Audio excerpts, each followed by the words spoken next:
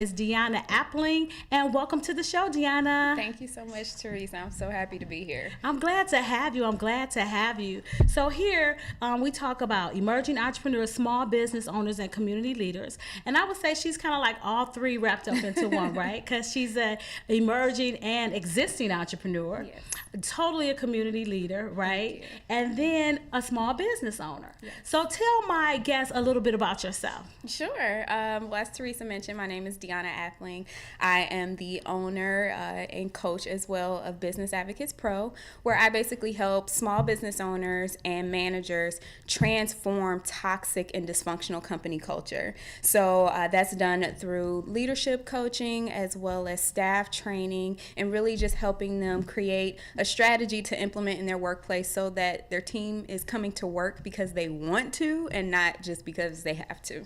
That's cool, Binks. So before we get into your business and what you do and how you can help people with these toxic environments that are happening, tell me a little bit about you. So how did you get started? I know that you're a fellow Bryan and Stratton alumni. Yes. Bryan and Stratton. Yes. So tell me a little bit about you, how you got started, a little bit about your background, how you grew up, all that good stuff. Sure. Well, it's funny. I always like to say when talking about the background and things like that, I was one of those little girls playing business, as we called it, in my grandmother's house with my cousin, and I was always the boss or the manager. And in doing that, we turned her dining room into our conference room, and we had the end tables in the living room, and that was our offices. But I always knew that I wanted to be in business, but obviously as a kid you don't know what that really entails or what's that about. But I've been very blessed as far as my experience and the opportunities that I've had. I've been able to, my first job was actually, not traditionally how most teenagers are at a restaurant, fast food restaurant, or a store. Right. But I had the opportunity to actually work in a business setting in an office. So I had really early exposure as to what would go on in a workplace, but something kind of weird happened because while I was there, and although I was a teenager, I've learned a lot about professionalism from watching my mother. She's very strong in work ethic and integrable, and I always knew how it was to carry yourself as a professional. But I started noticing that when I was in the workforce, that I would work for companies where the expectation of my performance was here, but I wasn't given the tools necessary to reach those expectations. I wasn't provided training opportunities and things like that. And then I think all of us have had that experience where you run into the dreadful boss, the bad boss that you work for. So I really just started to realize, like, hey, this doesn't seem right. So, I'm very ambitious and I want to work, and, I'm eager to learn things. So I kept going in my career. I had different positions and things like that, working for great companies. But it was still that same thing missing. It was something missing. And I started to realize, well, something's wrong. Why aren't we being led the right way? Or it's management, and trying to really figure out what's going on. And of course, you think you have all the answers. And so I had developed that attitude where, well, when I am able to get promoted to a management role, I'm going to be able to impact so much change. Until I got my first leadership role. And when I got when I got my first leadership role, it was like, you think you're going to impact all of this change, but if you aren't equipped to do so, it's impossible. It's impossible. Let's pause right there because I want to go back and say some things and talk about some things that you talked about. So you talked about as a kid, growing up, playing business and being in the boardroom and having fun with your family and your friends. And I think that's where it all starts. I think that, as entrepreneurs, to me, entrepreneur is like a new term, because when I grew up, we was hustlers. My mother was a hustler. My grandmother was a hustler. We was all hustlers, right? And so in growing up, when you see that a child has a gift, it's very important to cultivate that gift, right? To feed them whatever it is. So like you, I grew up doing the baby dolls' hair.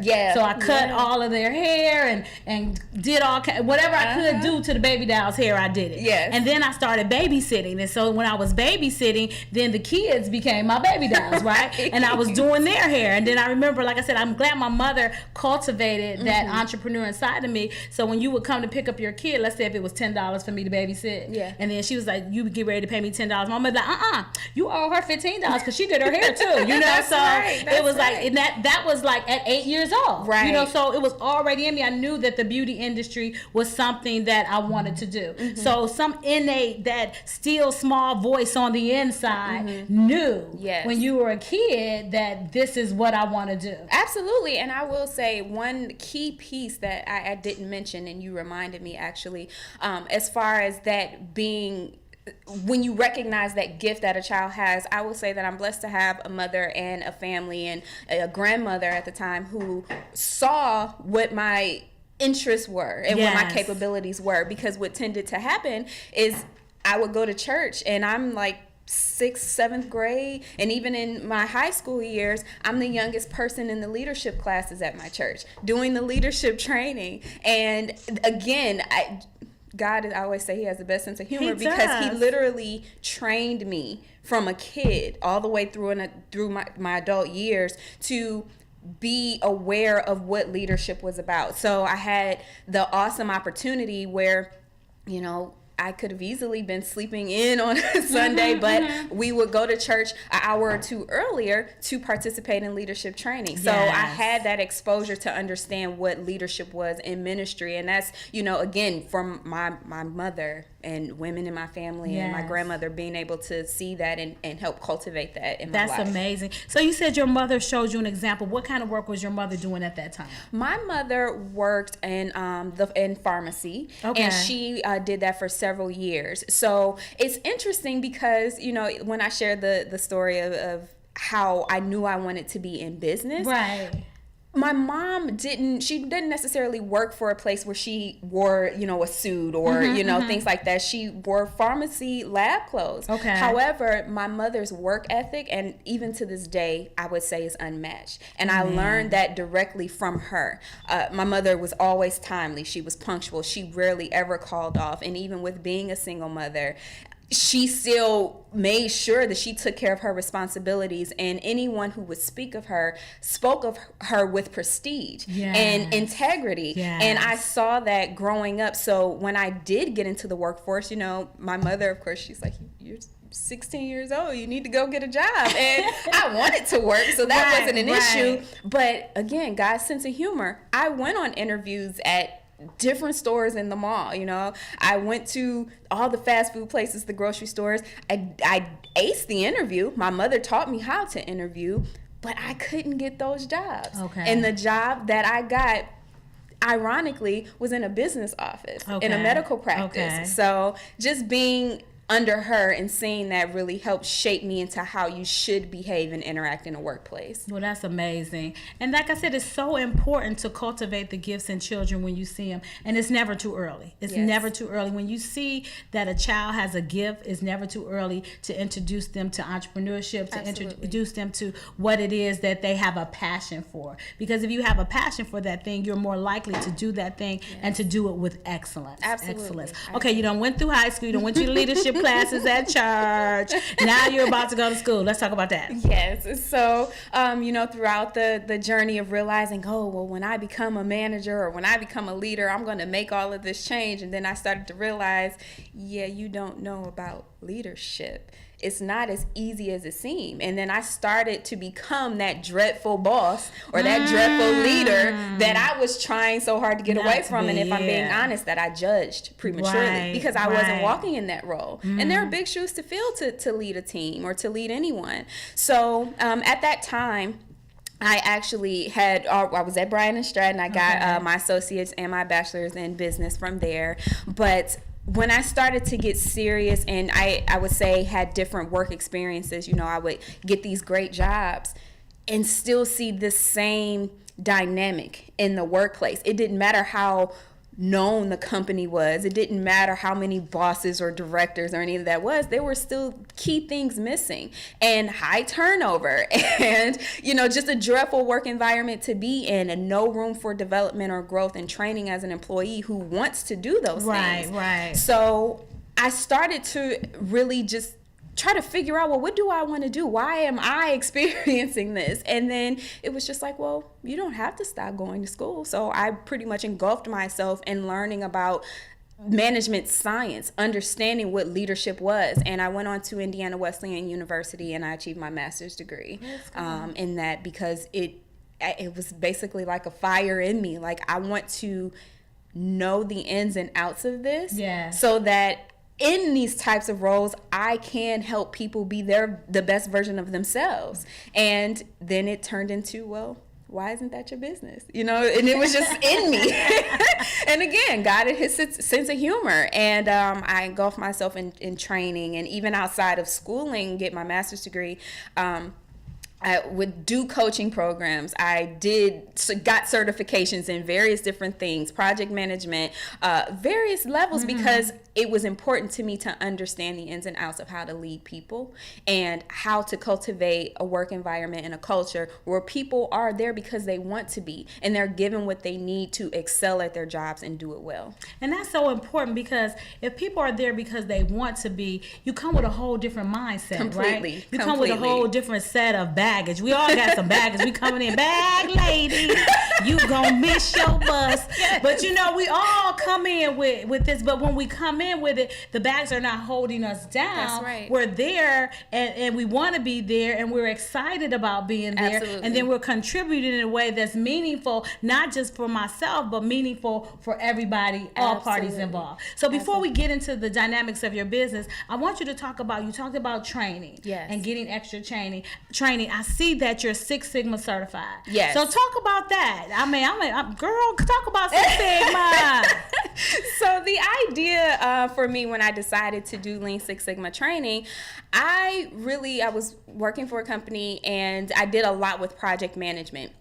And I started realizing, as I started really working in my own business, that I'm managing projects. So I didn't wait for the company that I was working for to offer that opportunity to me to learn project management in an efficient way and understand what waste is in a workplace, or a work process, I should say.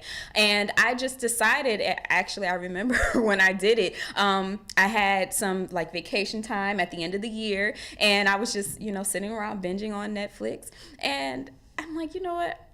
I'm gonna do this. I'm gonna, focus on being Lean Six Sigma certified. And so I went ahead and I signed up. I did the classes. I did the training. And what I love about Lean Six Sigma, and what I honestly encourage any professional or manager, small business owner to focus on with that, there's an acronym that is provided in Lean Six Sigma. It's called DMAIC, and it's a way or a method of how you look at process workflows and determining if it's productive, efficient, or if it's wasteful. And so you define, you measure, you analyze, you improve, and then wait, am I spelling it right? You define, you measure, you analyze, and then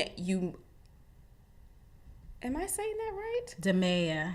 Define, you measure, you analyze, and evaluate.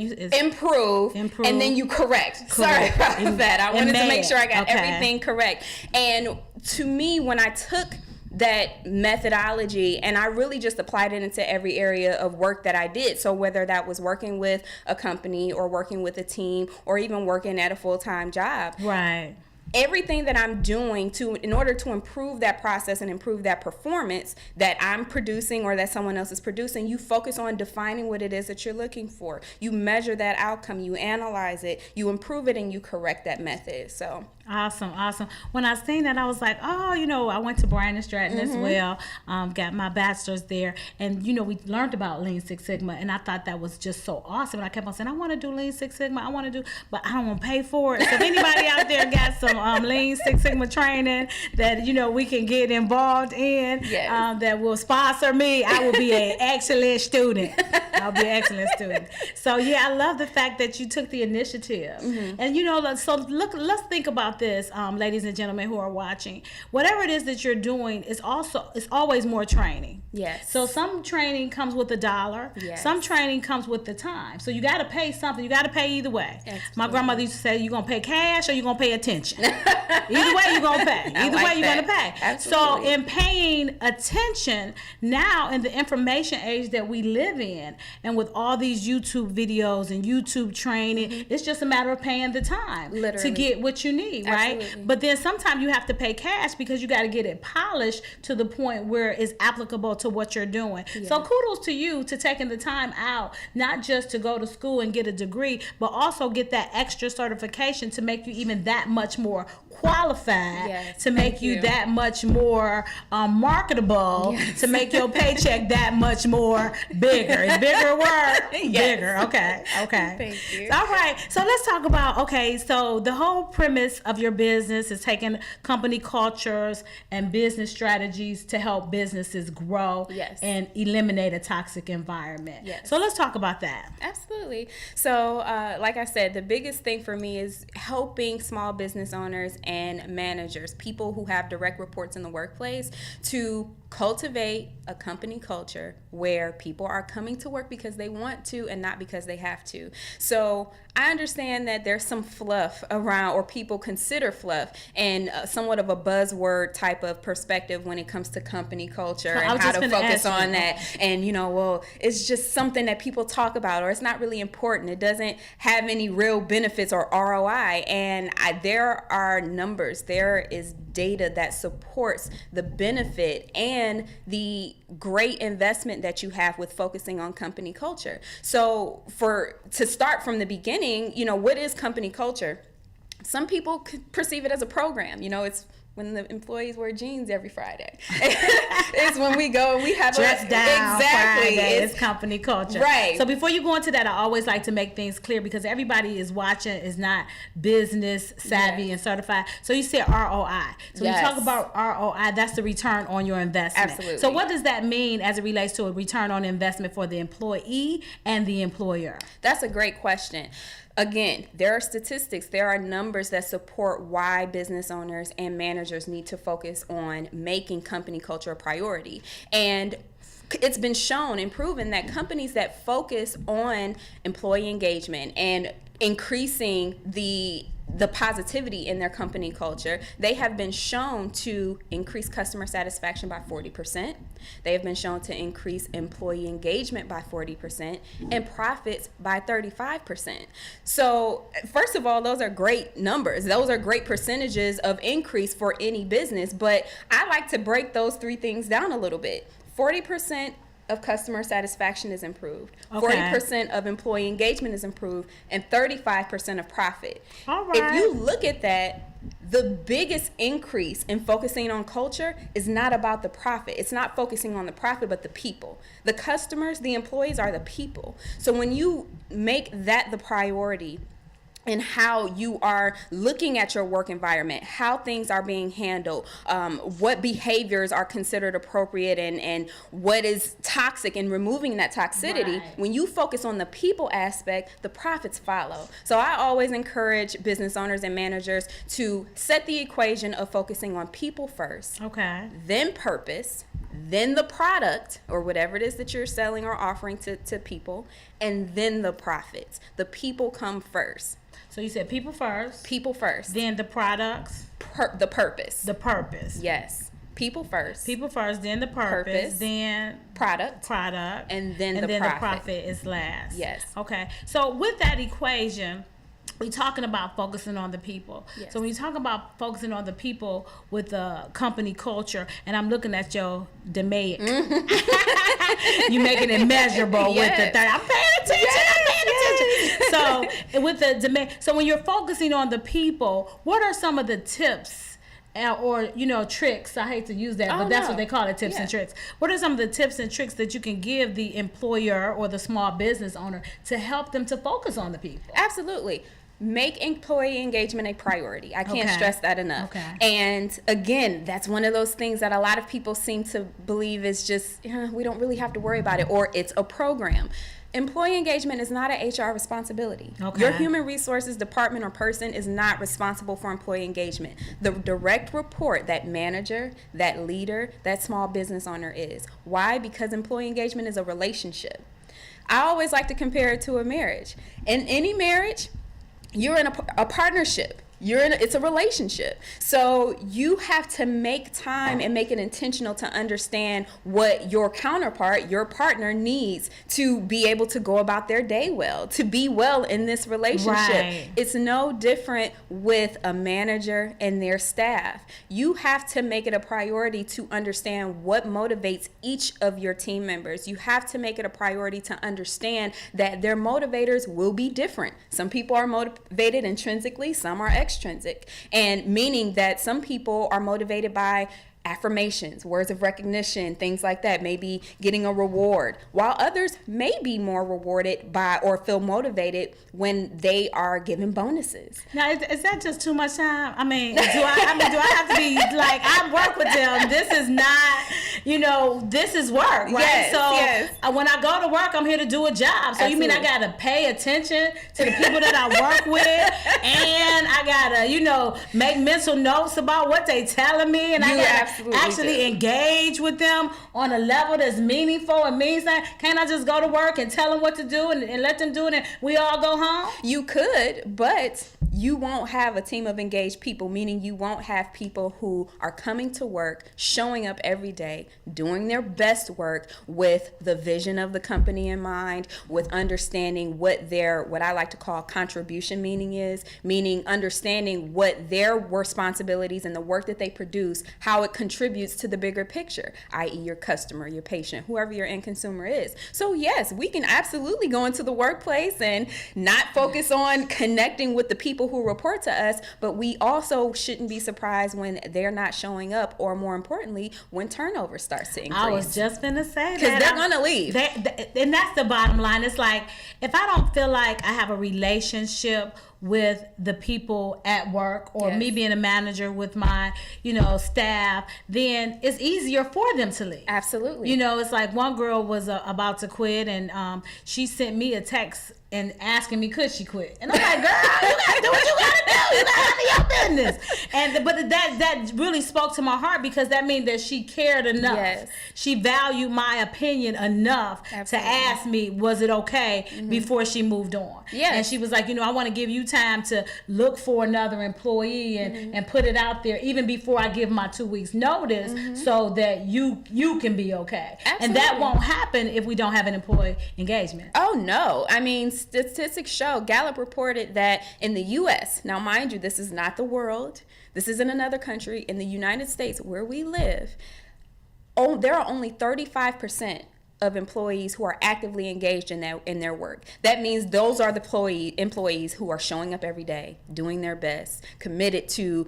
giving quality, and committed to their customer, their end user, and being of service. That means that over 60% of U.S. employees are actively disengaged. And what does that mean? That means that they're only coming to work just because they've already checked out, meaning that they're just going through the motions, and they're literally just doing enough just to get by. Yeah. And those same employees also admitted in that same survey that was done that they don't see themselves being employed at that same company within a year. Wow. So that just proves the amount of turnover. And if you take those percentages alone and you apply them to your specific workplace, that means over half of your people are likely disengaged. All because the manager feels that all they have to do is come to work and bark the orders, and everybody should just oblige. Yeah, that's so true. When you said that statement, it reminded me, my mother used to say, people come to work and do just enough to keep from getting fired. Yes. And the companies pay them just enough to keep them from quitting. That's right. So it's on both ends, it's just enough. Exactly. I'm not giving any ups and extras, and you're not getting any ups and extras. Exactly. So that and just imagine how that looks to the customer, the end user, the people who are supposed to be served by this business and product and service. They're not getting the quality service that they should be getting. Because there are disengaged people working there, and disengaged employees tend to be a result of a poor or toxic and dysfunctional company culture. That is so true. We all been there. We all been to the grocery store where what you want. You know, we've all been to the place where they're not really trying to help you. Absolutely. Or they're helping you with an attitude. Absolutely. So we've all been there. So what makes why? So we already kind of went over why does the company culture matter? So Yes. it matters because if you want to have these people purpose, products, and then your profit. Yes. So your purpose is why are you in the business? Yes. So with the purpose, that's like a two-way street, right? Yes. Okay. Yes. With purpose, it's very key for every small business owner or every manager to understand what is the vision here. Why are we doing this? Because it can't just be about the money. Right. Because money will come and money will go. Money isn't going to keep good employees in the door. And money isn't going to keep customers coming. Okay. So you have to have a vision, and you most importantly have to have a shared vision. And what a shared vision is just not a manager or a business owner saying, this is what I want to happen. This is how I foresee it happening. Everybody get in line. People will naturally, especially adults, they don't like to be told what to do. So they're going to naturally resist to change. They're going to resist that. Right. So what you want to do is create a shared vision, meaning get very clear on why you're doing the work you're doing, why this company exists, who it is that you're trying to serve. That's really what it's about. Who are you serving? Because you're serving your customer, but you're also serving your employees. What do you want them to get out of the experience of working with you and for your company? And when you're clear on that, you're able to gain buy-in from your team, from all of your employees, so that they feel like they have, again, that contribution, meaning me working here solves this problem. Right. Me working here serves this person. And I mean, let's just face it. And we're talking about the word and what the Lord says about leadership, you know, in Mark 10:45, he clearly says that the Son of God was sent here not to be served, but to serve. Amen. You know, Amen. so that's the ultimate level of servant leadership. And I believe that if we all just shift our perspectives into focusing on the people and the purpose of them being a part of our vision and really create actionable, meaningful steps so they know what their work has meaning towards, then they'll start to really see and cultivate a better company culture. Yeah, that's good, because just knowing the whole servant leadership piece. So when you think about servant leader, I think in the past, most people was top-down management. You know, just top-down. And the whole concept of bottom-up management just never had even got on the radar. But I believe that we as the body of Christ, we as Christian networking entrepreneurs, we need to go to what the word says and bring a whole new perspective to the workplace, knowing that if you are in the workplace, that's your marketplace ministry. It sure is. So as you're doing your marketplace ministries, know that you don't have to come in with your Bible hitting people over the head and speaking in tongues and anointing them with oil at work. If you gotta do that, you gotta do that. Right. But it's all about living out the biblical principles. Absolutely. It's all about biblical. So if you're living out the biblical principles, you probably won't have a toxic environment. Absolutely. Because if you're living out the principles and you're focusing on servant leadership, let's just first of all look at what leadership is. And I think a lot of people mistake leadership for just this negative view of power. And the biggest thing that you have to understand about leadership is that leadership is about influence.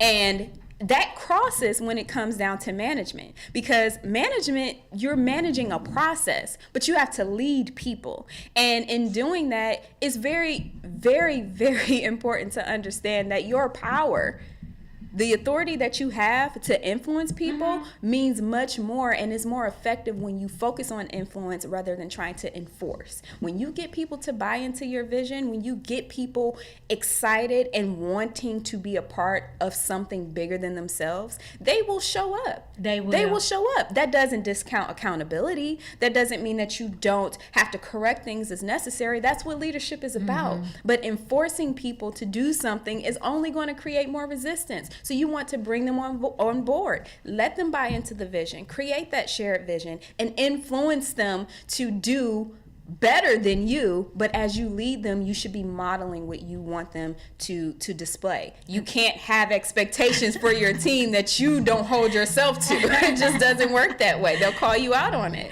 That is so true. And then the whole modeling piece, right? So I like that you made a distinction between management and leadership. Yes. Because it's a big difference. Huge. Just because you're a manager doesn't mean that you're a leader. Absolutely. And I'm with you on that. Leaders lead people. Yes. Leaders influence people to do what is right. That's why I want to come from that. No, Because you it can is. influence people to do what's wrong too. Absolutely. But that's what leaders do. And then managers manage processes and procedures. Yes. So just because you're a good manager doesn't make you a good leader. Absolutely. Speak to that.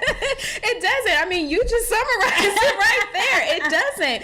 Managers manage processes. So you're given a set of expectations as a manager. You have to focus on reporting. You have to make sure, numbers are well, and depending on what type of role that you have, forecasting, whatever it is that you do, you have to make sure that the workflow is operating correctly. You have to make sure that you're reaching the goals that have been set from you by upper level management.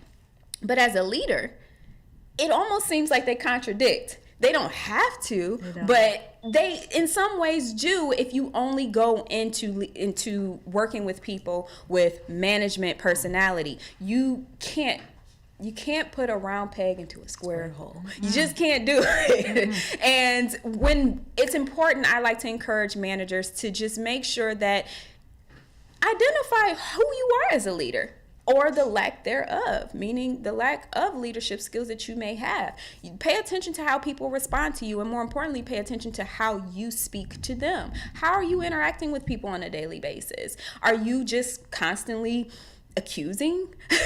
Are you just constantly monitoring the process or the output? Those are great. You need to manage output, but that engagement piece, because employee engagement is a relationship, it's not a program. That's not going to come until you recognize and make a priority to keep your team engaged. And the only way to do that is to lead them. Be a servant leader. Understand what their needs are to do their job well. Understand what concerns and challenges they're having in the workplace, and make it easier for them. Try to reduce those frustrations, because the more you tend to them, the more they're going to put quality work into their workday, the more they're going to produce quality. That's so true. And then knowing that, as you're dealing with people, leaders and managers need to know themselves. Absolutely. So you have to know who you are and get what you need. Yes. So you can show up proper. Absolutely. Yeah. Self-awareness, in my opinion, self-awareness is important for any person to have. No matter what you do, you have to be aware of who you are and how you show up in this world as yourself. No one should be able to tell you something about you that you haven't recognized for yourself. But more important than self-awareness, you have to be able to control. There has to be a level of self-control there as well. So as a leader, I have to be aware of the type of leader that I am. Am I more of a visionary? Am I more structured? Am I more empathetic as a leader? Those characteristics that I have and how I interact with my team are going to affect the way they respond to me. It's going to affect how the output is done, how the work is being produced. If I'm too focused on the vision, perhaps that also may cause me to not make decisions or be as focused on quality of work, because I'm looking at the bigger picture rather than every intricate step that it takes to get to that bigger picture.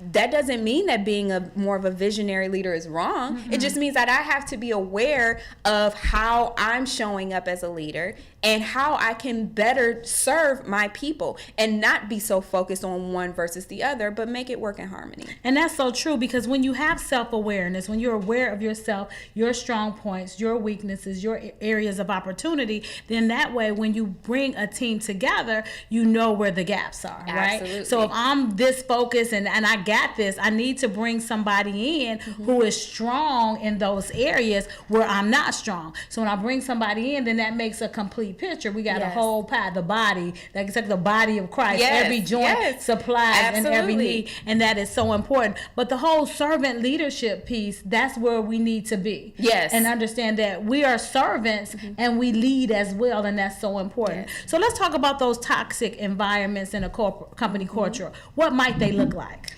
Oh, it's several things, but I would say the more common signs of a toxic company culture is, number one, high turnover. Okay. If you can't keep people in your workplace and on your team for a significant period of time, I would say 3 to 5 years minimum, and it's a constant revolving door, it's 9 times out of 10 because of a toxic culture. And I would also like to piggyback on that and say that majority of the time, the source of a toxic company culture. All right, now let's get ready. Put your seatbelt on. I feel like we coming for a landing, okay? A lot of times, and this may, sound bad, but it's true. A lot of times the source of a toxic company culture is a bad boss.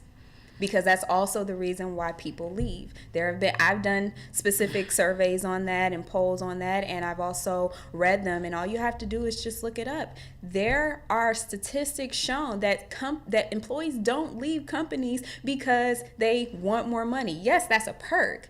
They don't leave companies because they just want something better. Yes, that may be true, but the primary reason they leave is because of a bad boss. And a bad boss is essentially just a poor leader. So poor leadership would be the next reason why a company is toxic. You can have several managers, but if they're not equipped to lead people and to understand how important engagement is and how to engage with people, that contributes to toxicity in that work environment and for those people. Other signs of a toxic company culture would be just dysfunction in how people work together. Okay. Because essentially what company culture is, it's the unwritten norms. Okay. What is normal in a company culture? What is normal in this workplace that technically may not have been said or written down on a plaque or given to you on your first day in the handbook? It's the way we operate, the way we work with each other, the way we interact with each other. Is it common for people to just argue just because? Is it common for people to complain more than they, in a sense, compliment in the workplace? Is it common for a boss or someone in leadership to berate an employee in front of others? That's an unwritten norm. Yeah. That sends the message that this is okay. This is just how we do things. And that doesn't make it right. It's actually dysfunctional and it's toxic. And I would also say that another sign of toxic company culture would be the focus on production and profit instead of the people and the purpose. And don't get me wrong, I understand we're in business. I understand that money has to be made. I understand that we have to produce products and services and things of that nature. But when you operate from a management or leadership level, and as a small business owner, when you operate with that as your priority first, you are essentially creating a workspace where people are the last on the totem pole. Right. And if you're not focusing on how they can do their job better so that the product can be produced correctly, so that profit can be made because customers are being served correctly, you're creating toxicity in that culture without knowing it. Because in your mind, you're thinking, we have to make money, but the people come before the money. You need the people to make the money. Put the focus on them so that everything else can fall in play. And we've talked about the stats on that. We've talked about the percentage of how it works when you focus on culture and people first. Yeah, so it's so important to focus on people because when you say ROI, the first thought is a return on an investment. And then when you say ROI, you think about money, right? But then there's a ROI as it relates to the investment in people as well. So for your return on your investment and taking this time to take the time to spend the time to do what it takes to invest in the people, the return will be even that much greater. Absolutely. Because we don't just invest monetarily. We invest time every day. And your team essentially is spending 40 or more hours a week in your office, in your workspace. That's in a year's time frame, that's more than half of a year. So think about that investment that they're putting into working with you. So if you take the time to invest in them as a person, meaning understanding what they need to do their job well, invest in their professional development, giving them what they need to do their job well, giving them the resources, helping them develop those skill sets so that they can actually grow in their role. When you focus on them, that is going to surpass your expectations for production and output and then profits. And more importantly, I want to make it clear that when you focus on people, that's not just the employee, but it's also the customer. Yeah. Which already, it rings back to service. When we focus on service and leading with the service mindset and making sure that any path we can clear for our employees and our customers is done, that return is going to be tenfold. It is. And when you think about customers, you know, you say, to me, your employees are your customers, First right? customer. Because you have your internal customers, which is your employees. Yes. And then you have your external customers, which is the guests that your employees serve if you're in a service industry, Exactly. right? Even in retail, you know, Absolutely. so you have your internal customers and your external customers. And it would behoove you to take the time to give them what they need. Absolutely. But I hear you out there talking. I already hear you. It's like, you like, I'm going to invest this money in these people. And then the next thing I know, they going to leave. I'm going to give them this training. I'm going to give them everything that they need. And then the next thing you know, they gone. And then I'm stuck and I got to start all over again. Yes, that is typically what the response is. But I would say this: number one, like I already mentioned, and that has already been proven study-wise and survey-wise, people don't leave a job for more money. They leave a job because they had a bad boss. The more you can focus on yourself as a leader and how you're leading that person, how you're serving that person and developing them, is going to benefit your company. Now, does that mean that that's going to guarantee that they'll stay for 20 years? No, it doesn't. But in life, nothing is permanent. Nothing is guaranteed. Everything changes. Everything changes. But wouldn't you want to know that the people who've worked with you and for you have been equipped with everything that they need to do their job well, and that they're going to carry out those skills elsewhere? That's the impact of a leader. Leader creates more leaders, not followers. Because essentially, if you're only creating people who, or working with people where, I like to call them fetchers, where you just want to tell them what to do and then they do it, and they don't have any sense of initiative to make decisions as you would, you haven't done a great job really as a leader. Your team should be able to operate, make decisions just as you would, whether you're in their presence or not. Out of their presence. That is so true. So you call them fetchers? Fetchers. Fetchers, okay. And I call them yes ma'ams. I don't want all these yes ma'ams. I need you to be able to think. I need you to be able to make a decision. I need you to be able to think things through and just know what's next. And then I know now, like a lot of companies, whether it's personal development or education, they're having employees sign some kind of agreement, right? So that's a thought, you know. If I send you to this training and you go to this training, then you're signing an agreement that you're going to stay here for at least the next year. And then that way you're getting a return on your investment, but you're working with a better quality person. Absolutely. So that's going to help all the way around. So what happened when companies don't make company culture a priority, or if companies just kind of stay in that vein, we toxic, we know we toxic, this where we live? You're going to experience more employee turnover, meaning you're going to get that revolving door. You can't get people to stay in your company, but more importantly, you can't get the right people to stay there, because the right person, no matter whether or not their skill set meets the job criteria, if they don't feel like they're engaged while working there and the culture is toxic, they're not going to stay. So you're going to see that, and essentially, you know, I think a lot of people have to adjust their perspective about that. It's like, okay, well, you know, be quick to hire and quick to fire, and it's like, no, that's not okay. You want to get the right people, but that costs you more. It does. It costs much more Time, to keep bringing more people in than it is to just do right by the people that you have and develop them. So the development is very important. So the last question about the whole company culture piece is, what is needed to build or rebuild a company culture? Absolutely.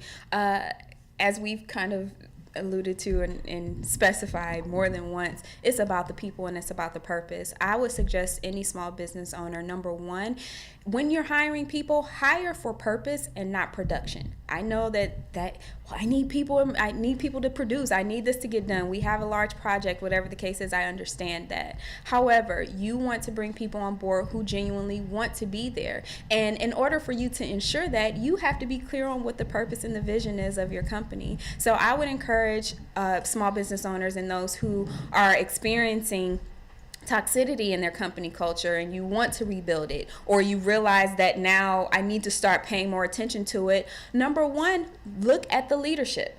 You have to pay attention to leadership, because who's leading in your organization is who's going to drive that culture and drive the engagement levels with your team. So check your leadership, including yourself. That's so Understand true. what type of leader that you are. And in addition to that, understand that you need to invest in good leadership. Ensure that the people who are managing others in your workplace are well equipped to be leaders and not just managers. And then from there, I would say focus on the purpose.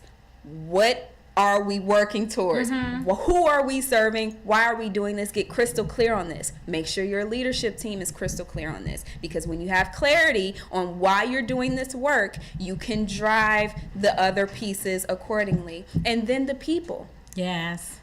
Understand who you're working with. Understand why they're working with you. Get to know them. Stop making employee engagement complicated. It's not complicated, and it's not one person's responsibility. It's just relationship building. And you can very well still maintain a level of professionalism in the relationship that you have with your team without being overly friendly. It's just about getting to know them so that you can better serve them, so they can better serve your customers and produce greater output. That's awesome. And that's cool that you said that. It's like, because it's one thing to be friendly. It's another thing to be their friend. You know, like I said, I'm not your friend. Yes. I'm friendly, but I'm not your friend. I got friends outside here. Absolutely. I got friends that I've known for 20 years and I barely get a chance to talk to them. So that's not the case. But when you talk about the people, I thought about, like, for the service industry that I'm in, a lot of times I hire people based on their personality and their attitude. Because if I'm looking for, in our industry, the beauty industry, you have to have the right personality and you have the right attitude. It doesn't matter your skill set, because you can be the coldest hairstylist, the coldest colorist, the baddest makeup artist, all of that. But if your personality sucks and your attitude is bad, then people don't even want to be in your presence, right? So that's so important. And then you talked about the vision of the company. So a lot of times when I'm talking to employees or potential team members, I let them know what the vision of corporate is. I let them know what my personal vision is. And then I ask them, what is their vision? And then the key is, do all three visions line up? Absolutely. That's important. And I love the fact that you have your own vision as a leader. I encourage every person in leadership, if you have direct reports, have your own personal leadership goals and leadership vision, because that's what's going to help you make sure that you have the right people in place and that you're tending to your team the right way. And when it comes to your team, you have to be clear on why they're there. Why are you here? What makes you want to be here? Again, and connect the contribution meaning. How is it that the work that you're doing while working here serves the vision, serves the people, and serves yours? And when now all three are in sync, it's almost impossible to have a toxic company culture. Yeah, that's cool. But you know what? I didn't always have a leadership vision. So approximately about 2 months ago, I was in a program with this young lady, and she's totally dynamic. Her name is Deanna Appling, okay? So I've heard of her. So we went through this whole coaching process. So I went through your coaching process. And through your coaching process, you helped me to see a lot of things as it relates to the company culture, to toxicity and all of that stuff. You helped me to create the whole leadership vision for my team. And then, work with them. So at this point, I think this is a good time for us to do a call to action, what we want y'all to do. So tell them about your company, what it is you do, how they can connect with you, and all that good stuff. Absolutely. So, like I said, I hope small business owners and managers transform toxic and dysfunctional company culture. And we do that by focusing on the three things that I just named: the leadership, the employee engagement, and the vision, the service. And so essentially I work with those who are leading teams and help them create their leadership vision or identify what that is, but more specifically, make it actionable. Because it's one we can all, I'm sure we've gone to businesses or companies or even worked for some where the vision is on the website or it's listed on a plaque somewhere. No one knows what it is because it's just a bunch of words. So essentially what I do is I help people get clear on what it is that they want to see happening in their company, and aligning the leadership team with the employee team to be able to merge the two together. And one of the key things that is done to do that is an employee experience feedback assessment. And that really gets clear on what your employees are looking for, what they are experiencing and witnessing as their experience there as an employee versus what leadership and management sees. And majority of the time, they are drastically different. So I help create alignment and actionable steps and practices to increase leadership awareness and servant leadership capabilities, as well as employee engagement. Yeah, so that was amazing. So when we worked together, we did a survey and we sent it to my staff, and they filled out the survey, and we came back and assessed the assessment from the employees. And what was a good thing for me, you know, we wanted just more team. We wanted to have more camaraderie in the salon and stuff, and we all wanted the same thing. Yes, so that made it a lot easier. First of all, I think that speaks to the level of leadership awareness that you have, of being able to lead in a way where you are that in tune with your team and what's going on with them, because there weren't any drastic discrepancies as to what you thought some of the concerns and challenges were versus what your team did. Right. And in other situations, there are extremely drastic differences, but doing that really just makes it all clear. Because again, when we talk about things like vision or employee needs and engagement, people think it's fluff. They think, oh, you know, kumbaya session, we're going to just all get together and hold hands and act like nothing's wrong. And it's totally opposite from that. When you're clear on what's happening on both ends, you can create an action plan to be able to build on that. And that's what we were able to do together. We were, and I'm so excited, and it's coming along really, really nicely.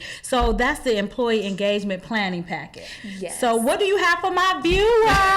What do you have? What do you have? So as I mentioned about employee engagement, one of the struggles with leaders, and if you have teams, is employee engagement, because we have a lot on our plates. I get it. I understand. It's hard a lot of times to be intentional about connecting with your staff when you have to worry about meeting quotas and, you know, making sure the results are there. So I created something that's called an employee engagement planning packet. And essentially what it is over 50 employee engagement activities, ideas, and gestures that you can do with your team individually, which I suggest, as well as collectively, which I also suggest. And in this packet, it really just takes the guesswork of you having to figure out, when do I engage with my employees? What do I do to boost engagement? And it has those activities and gestures and ideas. And then it also has planning templates. So it has an individual planning template where you are able to outline the goals and the conversations, the motivators and things of your team individually, each person, and use that in your planning efforts as time goes on to keep them engaged. And then there's also a calendar template in there where you can map out every month which days or how you're going to strategically make it an initiative to engage your employees, because it's easy to forget. And again, my example is the marriage. If you forget date nights because you're busy and your spouse is busy, it's like, it can happen, but what's going to happen with that connection? It's going to dwindle, and then you're going to be distant, and that can breed resentment. It's no different in a workplace. So that packet helps you do that, and I'm offering 15% off to all of you viewers and listeners. All you have to do is use the code CNE15, and you can do that by going to, there's a short link, which is bit.ly/EE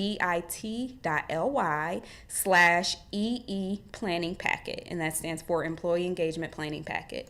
And you can get 15% off. And we will definitely put that in the body of the on Facebook and on YouTube and all of that stuff too. So that's wonderful, just from tuning in. Even if you're watching the replay, you can get 15% off the planning packet. And it's amazing. It just kind of helps you be aware and stay conscious of what you need to do to go in. You know, it's like when you were talking about this, I think about what is his name with the 5 love languages? Gary Chapman. Right. Absolutely. I think about the 5 love languages. It's the same. It's the same. And he actually has a book about workplace appreciation too with employees. Okay. And he talks about the different love languages and from a leadership employee perspective. And I encourage any leader, if you have any direct reports, to read that book, because everybody's form of motivation is different. Once you're clear on that, you can just get so much further. I love that, because in his book, The 5 Love Languages, he talks about how if you're giving me love in a way that I don't really receive love, I'm not really getting filled up. Exactly. Right? But if you speak in my language and you giving me the love the way that I receive love, it's just my love tank is overflowing. Absolutely. Right? So when you were saying that, I was thinking about that, because for somebody, a word of affirmation is not somebody who is motivated by a bonus. Absolutely. So you can tell them how good they doing all day long and they not receiving that because they want to monetarily know how good you think I'm doing, right? It's so true. And then somebody else, wants words of encouragement and affirmation. Somebody wants you to pat them on the back, attaboy, attagirl. So that makes a difference. Give us all your contact information. Sure. You can go to baproinc.com. That's baproinc.com. That's the website for more information on the services that I offer, as well as freebies that I offer. So if you are someone who's new to leadership, I have a new leader success toolkit that has a ton of different templates and a leadership style evaluation that you can fill out to understand the type of leader you are, as well as tools on how to delegate and a bunch of different things that'll help you in your leadership walk. And I also want to offer, because I know it's sort of taboo to do this nowadays, everything is go to social media, but I'm willing to speak with anyone who is curious about what are the next steps to transform their toxic company culture. And I'm willing to get on the phone with you. So if you go to bit.ly/culture clarity, you can schedule a free call with me, a free clarity call, and we can get clear on what's going on with your team and how you can progress on social media at BAProInc. And I look forward to connecting with you guys. Yeah, you also have don't you have a podcast? My podcast, absolutely. Talk about that. I do have a podcast that is on Apple Podcasts, Stitcher, and Spotify. It's called Culture Building Like a Pro. And it's basically a bunch of simple, tactical things that you can do, quick tips to make employee engagement and company culture simple. It's not complicated, but we complicate it. So the podcast is just designed to help those in leadership, management, and small business owners be able to build their company culture like a pro, even if you don't have the time. And we all can use a little more time. But you know what? You have to take the time to invest in you. Yes, absolutely. It's so important to take the time to invest in you. Yes. So tell them how important that is. Investing in yourself is extremely important because, number one, especially if you're in a management or a leadership role, you're not just working for yourself. You're not just doing the work for you. There are other people who are looking to you. They're looking for a level of influence and impact from you. And it's important for you to take initiative in developing yourself in those areas so that you can lead people the right direction. The last thing any of us want to do is to be known as, oh, I had this boss one time and she was horrible or he was terrible. No one wants to be remembered that way. So take it upon yourself to ensure that you're being remembered for influencing and impacting people's lives so that they can go forward in their career and creating other leaders just like you did with them. Awesome. That's amazing. You have been tuning in to Christian Networking Entrepreneurs. I'm your host, Pastor Teresa McCurry, also known as Pastor T. And here at Christian Networking Entrepreneurs, we help emerging entrepreneurs, small business, and community leaders get the resources, strategies, and connections needed to grow their business. Not just grow your business, but grow as a person, personal development and business development. And remember, if you don't network, you don't work. Thank you for tuning in to Christian Networking Entrepreneurs. Thank you so much, Deanna, for being my guest today. I really, really appreciate that. So look at the links below. Connect with her. Give her a call as it relates to the 30-minute clarity call. It'll be the best 30 minutes that you use. Get the resources that she have available for us here at Christian Networking Entrepreneurs. Remember the code CNE15. CNE15. Thank you for tuning in. My time is up, and I want to thank you for yours. Have a great day. Bye-bye.